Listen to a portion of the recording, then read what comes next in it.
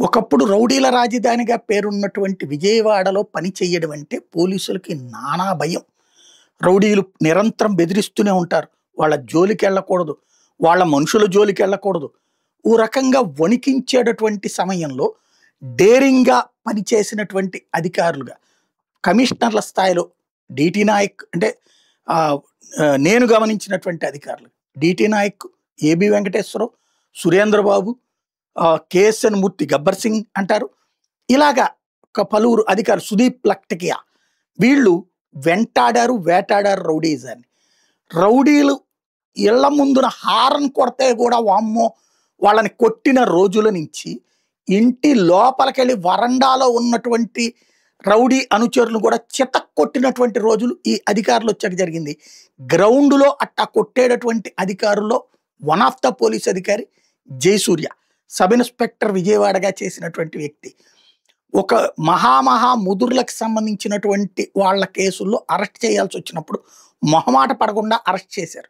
అందుకనే అతని మీదన హత్యా ప్రయత్నం కూడా చేస్తే దాన్నేమంటారు అంటే ఒక మనుషుల్ని పెడితే ఆ మనుషులు ఈ రాత్రి పూట్ల నైట్ డ్యూటీ చేసేటటువంటి వెహికల్ ఉంటది కదా! పోలీస్ వెహికల్‌కి వాళ్ళకి అనుమానాస్పదంగా కనబడితే అరెస్ట్ చేసి ప్రశ్నిస్తే ఆయన్ని చంపడానికి ప్రయత్నించారన్నటువంటి విషయం బయటపడినటువంటిది. అంతగా ఆయన రౌడీలను వణికించిన వ్యక్తి. అట్లాంటి జయసూర్య ఇప్పుడు డీఎస్పీ స్థాయి దాకా ఎళ్లారు. సిఐ అదే ఎస్ఐ నుంచి సిఐ, సిఐ నుంచి డీఎస్పీ స్థాయికి ఉంటది. ఎంత కష్టపడితే ఎంత నిజాయితీతో ఉంటే అవుతారు.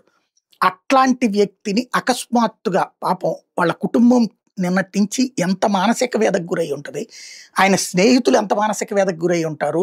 ఆయన బంధువులు ఎంత వ్యధకు గురై ఉంటారు. ఎందుకంటే పవన్ కళ్యాణ్ అనేటటువంటి వ్యక్తి అకస్మాత్తుగా ఆయన్ని అవినీతి పరుడని నాకు కంప్లెయింట్ వచ్చింది మీరు చూడండి అంటే, ఆయన చెప్పింది ఆయనేమి అవినీతి ఆరోపణ చేయలే పవన్ కళ్యాణ్. నా నోటీస్‌కొచ్చింది కాబట్టి మీరు చూడండి అని ఎస్పీని అడిగారు. కానీ పవన్ కళ్యాణే అట్లా చెప్పారంటే ఆయనే అవినీతి పరుడు అన్నటువంటి విధంగా సర్టిఫికేట్ ఇచ్చేస్తారు. ఇక అక్కడి నుంచి ఆయన హ్యూమిలియేషన్ తీరు ఎట్లా ఉంటుంది? కింద స్థాయి సిబ్బంది నుంచి అందరూ గూడా ఒకటి సానుభూతి వ్యక్తం చేస్తుంటారు. మనసులో లోపల సంతోషపడేటటువంటి వాళ్ళు ఉంటారు. అలాంటి సిట్యుయేషన్‌లో దిగాలు పడిపోయినటువంటి పరిస్థితి. ఎవరు అండగా రానటువంటి పరిస్థితి. ఈ పూట కాస్త కంటి మీదన కునుకొస్తుందేమో, పెదవి మీద చిరునవ్వు వస్తుందేమో, రఘురామకృష్ణరాజు ఆయన మంచివాడు అని సర్టిఫై చేయడు. నిన్న పవన్ కళ్యాణ్ స్టేట్మెంట్ ఎప్పటినుంచి బ్రేకింగ్ న్యూసుల్లో జయసూర్యని ఒక విలన్‌గా చూపించినటువంటి మీడియా. లోకల్ మీడియా వాళ్ళకి తెలీదా ఆయన నిజాయితీ పరుడో కాదో? బట్ ఎవరు భుజాన ఏసుకోరు. అదే మనకు కావాల్సినోళ్ళైతే ఏసుకుంటుంటారు. అట్లాంటి సిట్యుయేషన్‌లో రఘురామకృష్ణరాజు ఆయన జెన్యూన్ ఆఫీసరు. పేకాట్లకు సంబంధించి ఇక్కడంతా కంట్రోల్ అయ్యుంది. ఎందుకొచ్చిందో నాకు తెలీదని మాట్లాడడం. పేకాట ఆడుకోవట్లేదా అంటే ఆడుకోవచ్చు, అది జూదమే, ఇదే జూదం కాదు. జూదం కింద ఆడితే అంటే డబ్బులు పెట్టి ఆడితే నిషేధం తప్పించి మరేం లేదు. వాల్తేరు క్లబ్‌లో ఆడట్లేదంటూ విశాఖపట్నం వేదికగా అక్కడి నుంచి ఆయన మాట్లాడటం. ఇదంతా రచ్చ అయిపోయినటువంటి సిట్యుయేషన్. రివర్స్ అయింది.